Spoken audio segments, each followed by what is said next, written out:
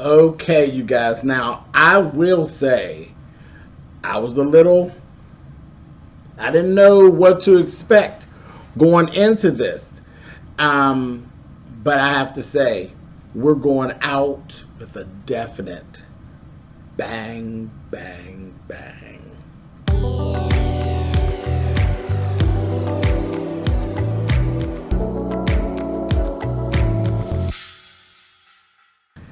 Hey guys, thanks so much for clicking on the video. This is my review for episode 7 and 8, season 3 of Pose, which is actually the series finale. This is it, Fort Pitt. This is the end all be all. And as I said, I wasn't so sure about what to expect because, you know, I was fussing. I've been fussing a little bit here in the last, I guess, 3 weeks, basically, about them not staying to the realistic value that the show used to have. But they got back on track, and that was my prayer for the show, was that they would get back on track to what made me fall in love with the show, and they did just that. The finale episode was excellent. It was everything that it was in the beginning that made me start watching this show. So, with that, let's go ahead and let's talk about this finale of this. I hate even saying it. It's the finale. The show is, this is it. It is done.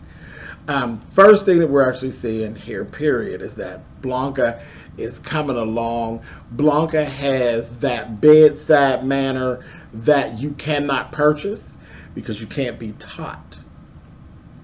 You can't be taught. And it's either in you or it's not. So you can't get it when you're in school. You can't go and buy it. You can't be trained to do it. You just have it or you don't. She does. She has an excellent bedside manner. She is literally just created to be a nurse or a doctor. That's just, she got it. She got it going on. Pray Tell and Blanca are actually talking because he's back in the hospital, and it's pneumonia and some other little things going on, and it's just the end is coming, and it's just coming way too soon. And he has pneumonia, and it really looks bleak, and looks like this was really going to be it. Then we end up running into, there was a patient that Blanca actually had, and the patient, he had come back in, and he was doing really, really well. Just had a little something going on, you know, they're checking him up, and he looked great. And here it was, there was these experimental drugs. This is when we move on from the AZT. We're going into the cocktail now. There's the cocktail that actually is working. This is the era that we've actually moved into. But it was a trial. There's a trial. It's a whole, what they were calling a combination therapy study. Okay, so they're putting some drugs together, and it's a cocktail, but less pills. It's less pills than what it had been, and working better. When they really got into it, there were literally only 2 African Americans, 2 people just melanated, period, in the whole thing. And so they went and they fussed. Nurse Judy, Christopher, and Blanca went to the director, and they kind of forced their way in to get Prey onto the drugs, and also Blanca. Now, Blanca was kind of, Christopher had to convince Blanca to do it. And I understood her. I did understand her. She wasn't being selfish, because it was like, well, wait a minute, girl. You want to put Prey on it, but you don't want to get on it. But I understood her, because she's not sick. She's doing well. Prey, it was like, listen, it's this, you know, it's inevitable. We're already at the end, so anything that you have that works, if it worked for 2 days, it's 2 days more than what you have, and we already know what the inevitable is. So I understood her being rah-rah for Prey to do it, because the time was rolling down too fast and they wasn't ready. But Blanca fine. You know, her T-cell count and everything was fine. She's not suffering. She's not sick. So we don't know what these drugs really were going to do, so why am I volunteering to possibly get sick? Like AZT just literally was knocking people out. It was just literally knocking them out. So, of course, if she's not sick, then why am I going to volunteer to do this again? So, he ended up talking her into it, and everything was working out well. So, that was that. Then we end up seeing some time go by, and then we see Pray Tell. And baby Pray Tell looks fabulous. Fabulous. Now, this, I'm gonna say, we dabbled in the fiction of it all. See, we dabbled in the fiction. The drugs they're good, but they're not miracle drugs. Where Pray Tell was in his journey, there was no coming back. I wouldn't give a damn what they gave him. The only thing where the picture they painted for Pray Tell, the only thing they can give him at that point is Jesus. It's the only thing that they could give him. The drugs wouldn't have brought him back like that. I mean, his eye cleared up. No, when your retina deteriorates, it don't regenerate. That's it. There's nowhere to go but out.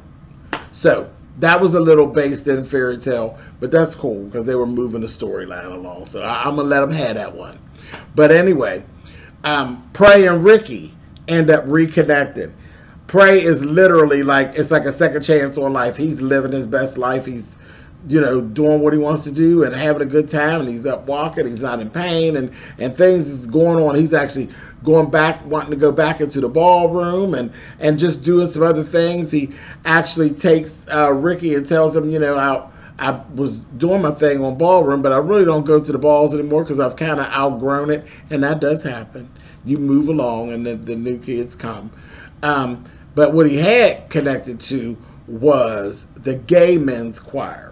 So he ended up introducing Ricky into the gay men's choir. Remember I told y'all this was the last time we was going to hear of something with Ricky singing and it being connected. So he went ahead and introduces Ricky into that. As they're reconnecting, he finds out Ricky has gotten sick. He had a lesion on his chest. And so, they talk, and of course we have one of these scenes. Look, the first half of the show is all tears. The first hour is all tears. What we're used to. It's all shock and doom and gloom and the reality of what was actually going on. Which is what it is. It is what it is. The show is what it is. It's a history lesson. And in those times it was gloom and doom and shock of how things are being handled and the gloom and doom wasn't always health. Some of the gloom and doom was the government. Some of the gloom and doom was health care as pertained to the government. Some of the gloom and doom was how people were being treated by hospitals. Listen, that was the reality of it. That's what made you love the show, is that they were so bold as to say, this is the shit that was really going on and this is how it was going down. They weren't candy coating it. We just started candy coating this season, which I hated. And yes, it's a lot of gloom and doom, but I was there. I lived through it. It was a lot of gloom and doom. Hello. It was what it was. Either you on board for the story and you really want to know the story, or you don't. If you're going to watch Pose, you really want to know the story. And that's what Ryan Murphy was doing in the beginning, is telling the story. So anyway, moving on down off my soapbox, honey. But bam, and I'm back. Let's go. So the study ends up shutting down. It's like shutting down, shutting people out. There's still, it's not growing like it should, and it's still shutting out melanated folk. Okay, so Pray Tell in this ends up becoming an activist. He starts to lead activism around this situation, and then we start to see some of where protests are starting to turn ugly and all of this. Again, we're in the history lesson of it, and this was the great thing, is that they literally, later in the show, we actually had some actual footage of things that actually happened. So it really hit home. Moving on, we talk about Blanca and Prey. They were literally sitting there and getting ready for a ball. They're getting ready for this ball. And, they're going back and forth. And you know, we really got to see the bond with them and basically how nothing is actually being left unsaid. They're just really being open and honest and really saying how they feel about each other. And, you know, Prey knows, you know, what's going on and it is what it is. But he's not sick. He's feeling good. But, you know, the inevitable is right there. It's right there. Just saying how happy he is for her that she found Christopher and all of these things. They're getting ready for this ball. And they're going to do Candy's Sweet Refrain.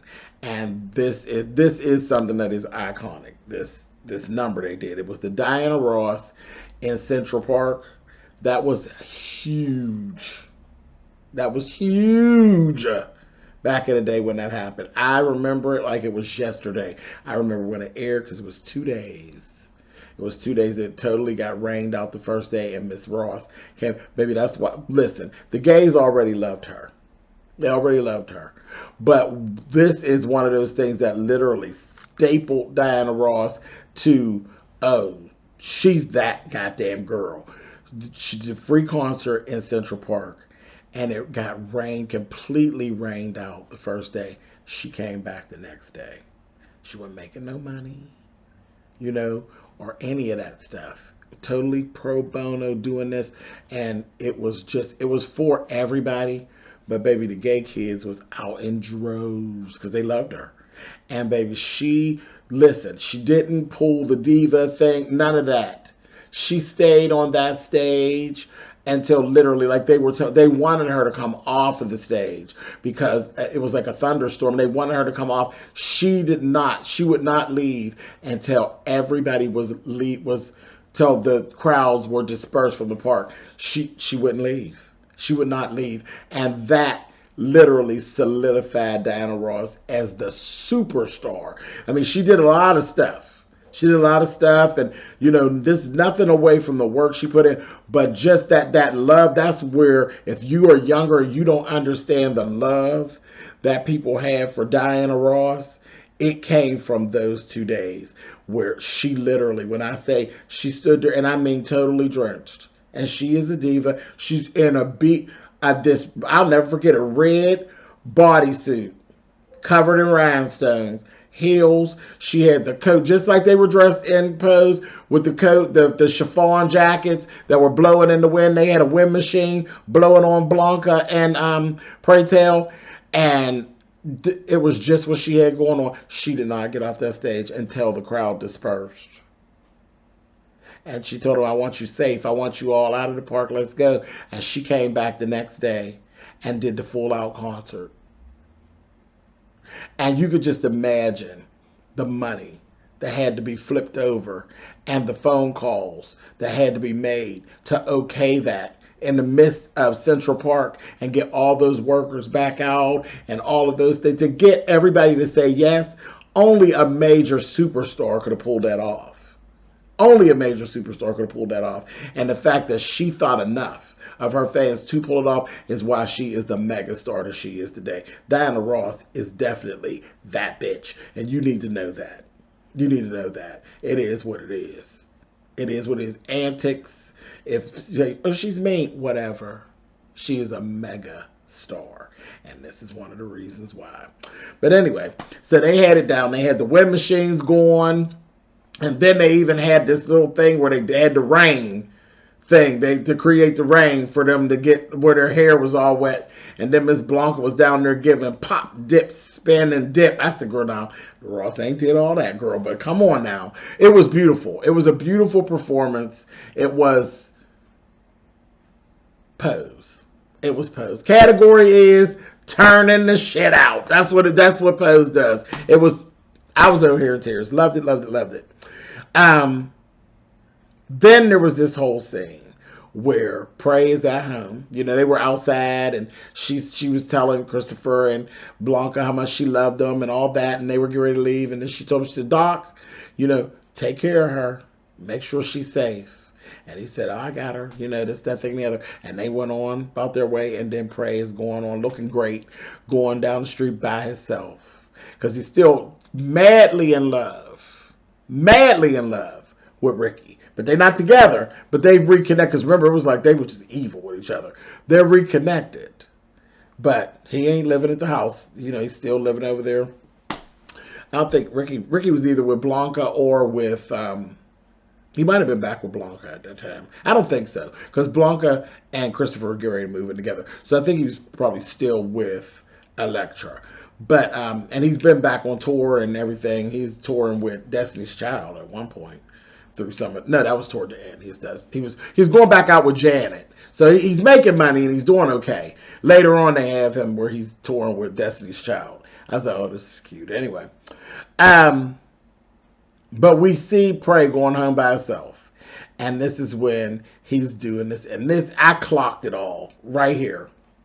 Right at this point, I clocked it all. And it actually came out in a dinner later. But I clocked it. I don't know. Y'all tell me in the comments. Did y'all clock what actually happened with Prey before they actually told you what happened? I did. But anyway, he's doing this whole thing. It was really another drag performance is what it was. He was removing his makeup, and baby, they was playing my favorite Aretha Franklin song, honey. The moment I wake up. Child, say a little prayer for you, honey. And she was removing that makeup, honey. I said, oh, pray tell. Child, and I was just crying. I was crying and crying and crying right from that moment because I knew it was coming, that this was it. This was it. We was ready to lose Pray Tell right here in the midst of this. This was it. It was done. And sure enough, he removes the makeup and the song is playing and it's really bearing out to the love that he has for Ricky, child. That's what it was all about. Love Ricky. In love with Ricky, baby. And he had told, the last thing he had told Ricky, honey, when I'm with you, baby, it's not about me being old or any of that. It's just about me being me, and you allow me to be me, and you don't look at, basically like you don't look at me as a sugar daddy kind of thing. You just kind of, you love me, no matter what people on the outside are thinking about what our relationship is. It is real to us. You love me for me. And it just so happened that you're this younger man, you know, and he was basically spilling out, well, Aretha was spilling out, honey, how much that Pray Tell loved Ricky. And I knew then, I said, oh, y'all trying to get me with this shit, honey. But did all of that. I was about mess. Sure enough, Ricky comes in the next morning and finds him, baby, and he is just laying there and he's gone, baby. He had a heart attack and he is gone. And then had this whole scene. The acting was on point. On point. Well, you know, listen. Pittsburgh's own. Billy Porter's going to put it down. The acting thing, it's going to be put down. But Ricky came on through with it. Then Blanca came on through. I said, you girls better tear this acting down. Honey. They were getting down last night. And they were at the hospital. We seen Blanca break out like somebody said something. And she got to breaking out running, honey, and she got up to the counter. And this was the part that was still, with all that has happened and all that's going on in this hospital and how they are so familiar with Blanca because Blanca works there and her kids, they're familiar with seeing all of us, this group of friends. But nobody still don't care. Nobody still don't care. You seen the white folks standing there at the counter. They still don't give a shit. It's still business as usual. Ain't no biggie. Ain't like a family member of a co-worker died. It just is whatever. It's Tuesday. And that's what I clocked. I don't know if y'all clocked that, but they're just standing there. Like that's the cold delivery of the diagnosis and the prognosis. It just, child. That's the reality of things. But anyway. But Blanca, whatever there, honey, and just broke down and they just sit there and nobody cares. That's what I clocked. I was like, don't nobody give a shit. But anyway, so then they go and they having this dinner over at Blanca's house. And that's when we find out that how they were like, I don't know, the medicines were working and this, that thing, and the other. And they were like, Blanca, don't be afraid. You know, this doesn't happen like this. This is a fluke. It's not a fluke. Pray Tell had made some decisions. Pray Tell went out of this like a G, like he always did. Pray Tell he had some narcissistic ways about him. Not nearly like Elektra, but even with Elektra, they're OGs, and he just went out as an OG. He cared about somebody more than he cared about himself. Prey had been giving Ricky his meds. He basically just said, to hell with it, and I've done everything I'm going to do. He was trying to save Ricky because Ricky couldn't get signed up for the program. You know, at the time, the program wasn't signing people up. And that's was part of the thing while Prey was fighting so hard, because there's people, he knew somebody, you know, specifically that he wanted to be in the program and couldn't get him in. He was giving Ricky his meds. And child, that thing just took Ricky all the way down when he figured it out. He was like, oh my God, he was giving me his meds. He thought he had been like taking them or swiping them and getting them. And that's when Nurse Judy was like, no, there's no way to get your hands on those, honey. And that's when they figured it out. I was like, oh, I clocked it. So y'all tell me in the comments that you all clocked that, but I did. Anyway, moving on. Like I said, went out like a G. And then there was this scene, Blanca sitting there, and she got knocked out the door. And here it is. It was Prey's mom. It actually came. She talked Jackie's character into letting her carry out the last wishes about the ashes in the locket and all of that. So she went ahead and she had spoken to Blanca, and she said, you know, she was ashamed of herself and this, that, and the other. Blanca gave her one of her speeches and told her, you know, I don't have any more time left with Prey, but I'm so glad to have these few moments with you. It's a blessing to be able to spend those times with you, and don't feel bad about what happened with Prey. Prey loved you, and you know, he understood it was what it was, and don't beat yourself up about it, because you'll be beating yourself up about it for the rest of your life. And it was beautiful. It really was beautiful. They hugged it out and everything, and she asked Blanca, would you, she said, I took part of the ashes, and she said, I hope he would be okay with that. I kept half for myself. The other half is in there. Can you take care of the lockets and all of that? And she said, and then whatever is left, you do what you want to do. Spread, you know, spread them wherever you think he would want to be, and this, that, thing, and the other. So that was beautiful. Then ACT UP. You remember ACT UP was the group that was, they were the protesters. Then they led into this whole protest. They wanted to go to city county doorsteps and literally, you know, they want to make a bold statement. There was one woman there that said, my son wanted his body to be laid on the steps of the city county building, honey. And they did that. And we actually did see actual footage of these things that was actually happening. That really happened.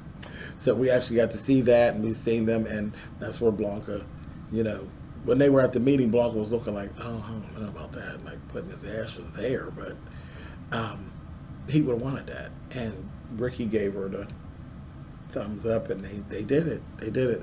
That was kind of rough to watch. That was kind of rough to watch. And it actually followed, they led up to it because they actually had like a memorial ceremony there at his apartment for the house.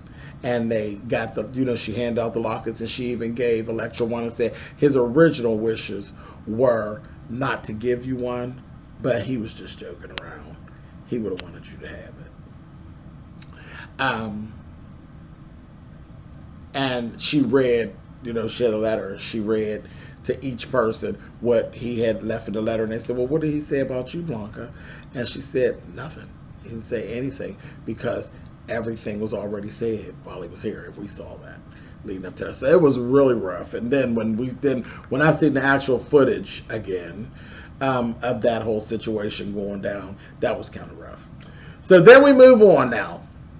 1998. 1998. It's been 4 years since all that went down. Blanca's doing wonderful. She's doing wonderful. She looks great. She is finished with her nursing program. She is a nurse. She works at a different hospital. She went back to visit the hospital. That whole ward now has become a maternity ward. Judy is actually working there in the maternity ward. So now she's there. You know, she's seen so much life slip away. Now she's watching life being brought in. You know, so she's doing really well. Like I said, Blanca's working at a different hospital.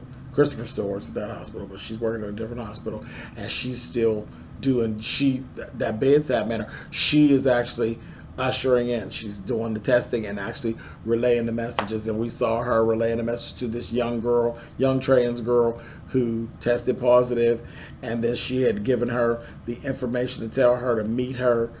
Well, she didn't say to meet her, told her to come to this function. Go to this function, and I think you'll like it. You got to find your place, because she didn't have anything and she had no family when Blanca asked her about reaching out to someone. And she's like, no. She said, come to this. You'll find you got to find your family now. So that was like really, really groovy. Anyway, then we move from that. She's doing what she's supposed to be doing. That's her calling, and she's doing what she's supposed to be doing. We go to this lunch date. There's this lunch date with Elektra and Lulu and just the girls. And you got Angel is there, and they're just talking about what they all have going on. Elektra is still rich, okay? The fantasy of it all. She's still rich. Lulu is now working at the bank. She has this high, I said, here we go with this fantasy. She's working at the bank, and she has this high position doing loans. And I was like, child, y'all pushing it now. Y'all pushing it. But okay. Then she says about Damon, that Damon is finally got himself together in his life. He's straight. He's off the booze and literally then got himself a sugar daddy. And that didn't shock me, because Damon very much gave that type of tease that he would find him a sugar daddy. And he got him a sugar daddy. He's doing well. Okay.